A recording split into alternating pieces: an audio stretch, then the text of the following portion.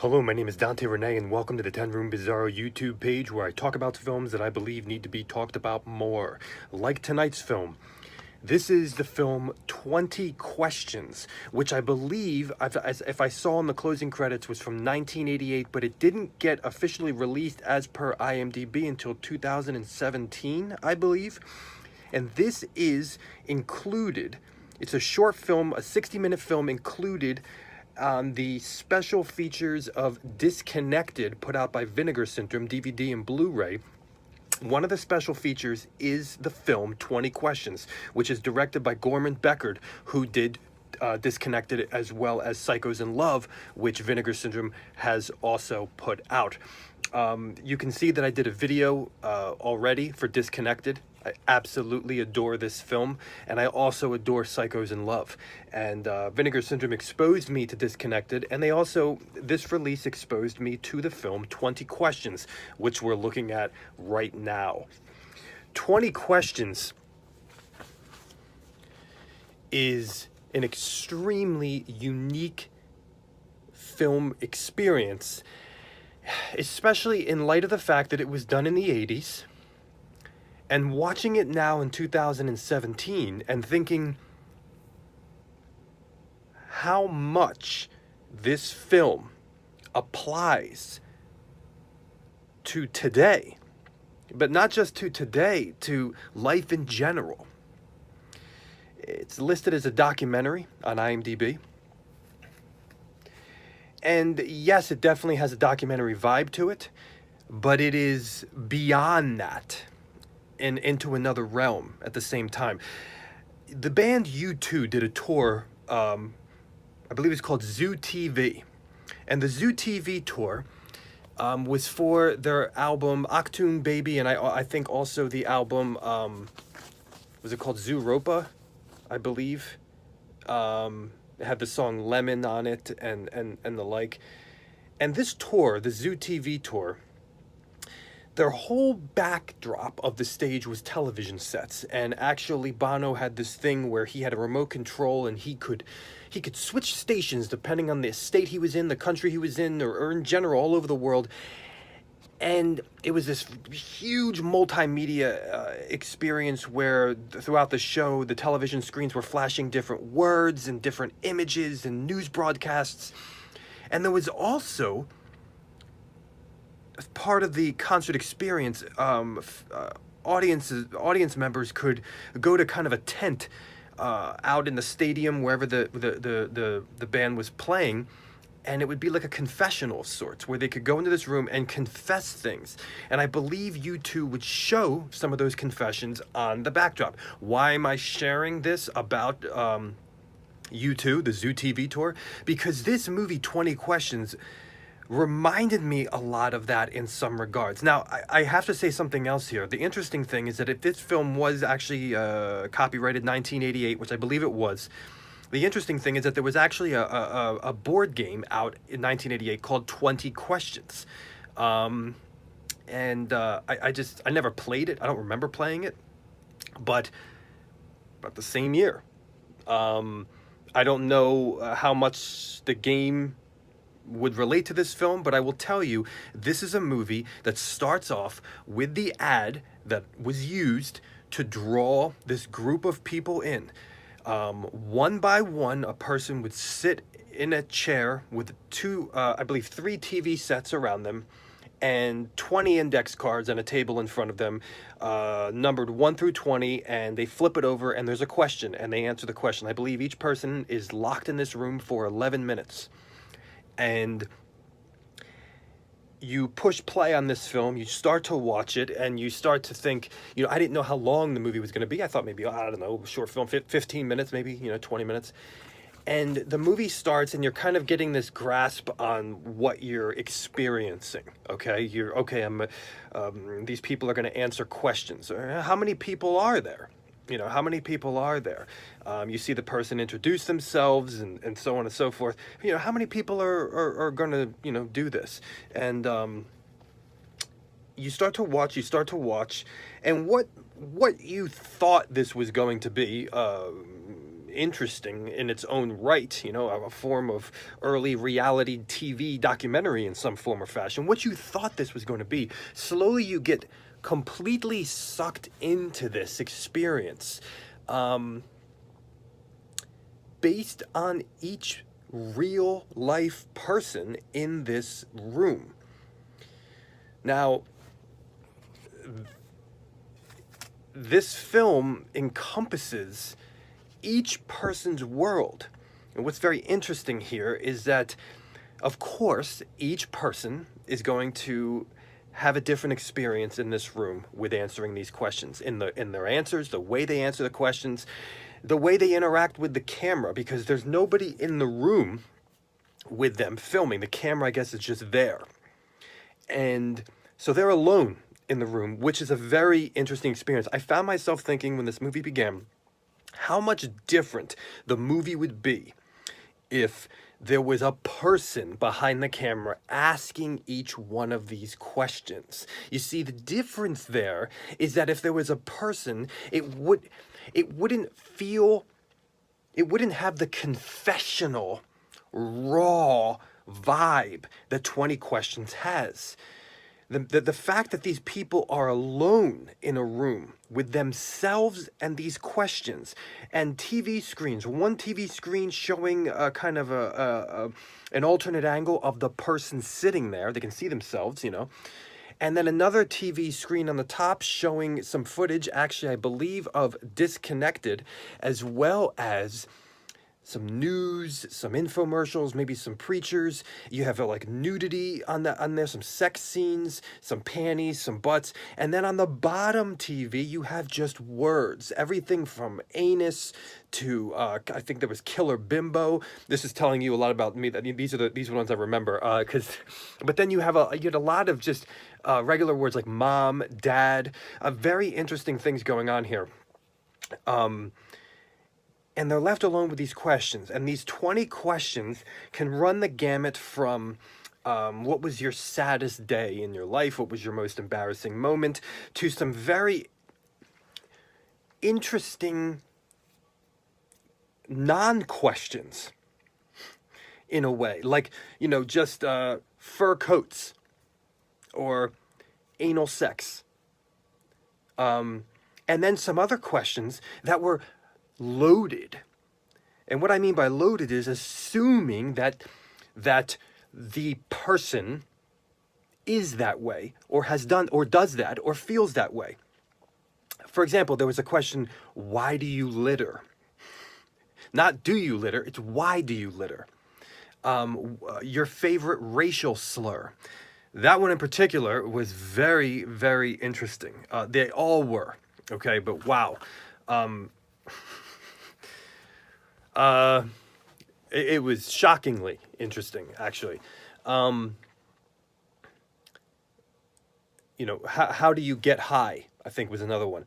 And what I've found from the loaded questions is that maybe the loaded question exposed more honesty from the people. I'm not exactly sure, but I believe in a way it maybe allowed the person freedom. Oh, you knew I litter? Okay. Now, of course, you had some people that disagreed with that as well. And then there's just those statements like fur coats. You know, something like that allowed the person freedom to respond, even though they knew it was called 20 Questions, to respond to the statement on the card. Now, things get very, very fascinating here in the way the movie is edited, in the way the movie is put together. You know, at first you start to figure out the rhythm, or rhythm of the film, where it's cut in a way that every person introduces themselves. It's cut, you know, and then everybody picks up the same number, you know, in their individual experiences, and that's all cut together. So you're like, okay, so we're going to go through each question, you know, all the people or some of the people, and then, you know, just go through each question, and then I guess the movie will be over. And it starts to have a rhythm, and then the rhythm goes haywire. you get taken off guard. And if you know these beautiful films of Psychos in Love and Disconnected, you know that the artistry of these particular films will challenge you and move you and, quote unquote, in the best of ways, go haywire. And that's what starts to happen here. You start to lose sight of all the people, how many people there are. You might start to forget about a person. Then there's other people you can't forget at all. There's certain people that you're fascinated with. You might cling to certain people, and it's shockingly real. I mean, I was taken back by how raw and real this was. You have characters from different. You have a Christian character, you have a police officer, actually, I think maybe more than one type of law enforcement person. You have a couple guys who, you know, just from, as one guy calls himself, simple, all walks of life, guy from New York, all these different things, older men, older women, and then young women, young men, one black girl, I believe, and the rest were white. And I think the black girl was from high school. I think she was the youngest one, I believe, in the mix. And then there's one guy that is absolutely dumbfounding, in that I don't want to give anything away, but it is so profoundly bizarre. And this is what I mean by the fact that you could never get something like this one individual if there was somebody in the room asking the questions. He's so profoundly bizarre because, these people have individual, alone, in a room experiences, with the camera and the questions and the TV sets. Oh, and some sodas and some magazines as well in the room for their consumption, for their enjoyment, I think it was said. Profoundly bizarre individual, and you're not exactly sure, even when the movie ends, what the hell is going through this person's mind, or what they're doing, or why they're doing it. There's even, the camera will linger. And of course, it lingered for each person for 11 minutes or whatever, but in the edit, the way the film is edited, it allows some very uncomfortable silence, some awkwardness to settle in and to sink in and make you uncomfortable. I saw one of the people kind of almost obsessive compulsively taking the index cards and kind of making sure they were all lined up appropriately. Each index card, and kind of just putting them, spacing them out on the table. It was as if people forgot that this was going to be part of a movie, or that they were being filmed at all. It was weird, it was awkward. The televisions had no sound coming out of them in the room. And there was this moment in the film where things went black and white and still. And you just heard this woman that you've now gotten to know for a little bit, and you just see her image, and it just gets closer and closer and closer with some very, very raw, emotional material as she's speaking, with everything kind of black and white, just photographs of her now. And it reminded me a bit of the black and white photograph montage of Disconnected in some form or fashion. But there was a lot of power in that. And there's a lot of power in the way the movie ends as well, with a character just speaking over the closing credits. And we have some really difficult stories in this movie, some difficult, just human life experiences. Losing loved ones, to a mother talking about her daughter recently being raped. And the interesting thing is that the questions or the statements that are on these index cards will bring totally different experiences from person to person, showing that human existence is not as black and white as you really think. It's not as easy. It's not as it's not as logical. It's not as streamlined. It's not as mainstream. It's not as above the ground that you think it is. And this film is, I mean, you know, there's a lot of indie films nowadays, you know, playing the festivals and things like that try to, you know, kind of bring some reality and things. And, you know, this film, this unknown, rare film that I never would have freaking seen if it wasn't on the Disconnected set here, is, I was shocked at how raw and how realistic this film is, and how entertaining and humorous it is too, all based on real people. And there's even there's a fascinating guy who actually was one of my favorites, who was talking about the fact that he was a compulsive liar. And as he was like definitely one of the most entertaining guys to me, I started to think, because the lying was based on a question, and I started to think, is everything he's saying then a lie? You know, are all of his answers a lie if he's a compulsive liar, or was he lying about being a compulsive liar? And when the movie ends, you start to think, did we get through all 20 questions? You know, is that all 20? And there's a mysterious, just weird casting couch vibe, something bizarre about this little point of view, this room with a chair and sodas, and you know, I started to wonder, man, all these people responded to this ad. They chose to do this, but they're you know, some of them really kind of had this interesting anger in a way, or ambivalence, or it just, something was just, you know, like they didn't want to be there, or they were annoyed by the questions or the process. Very, very interesting. Extremely interesting.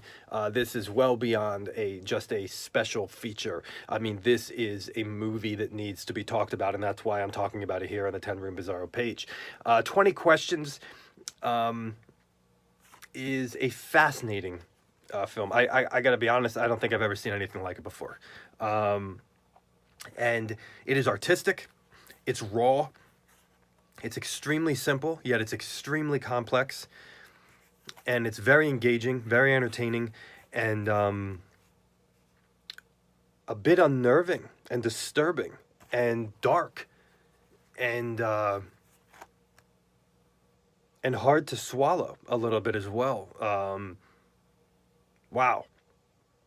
I mean, it's very very well done.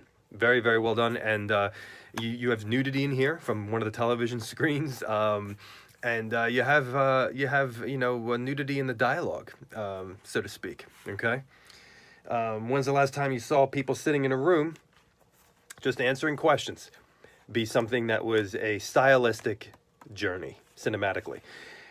20 Questions, I believe 1988, officially released in 2017, a lost type of film, very rare and unknown, by Gorman, Bechard. And if that's the case, it was made after, obviously, Disconnected. And it's on the Disconnected DVD Blu-ray set by Vinegar Syndrome. Thank you so much for watching the 10 Room Bizarro YouTube page, where I talk about films that I believe need to be talked about more, like 20 Questions. Thank you so much, and good night.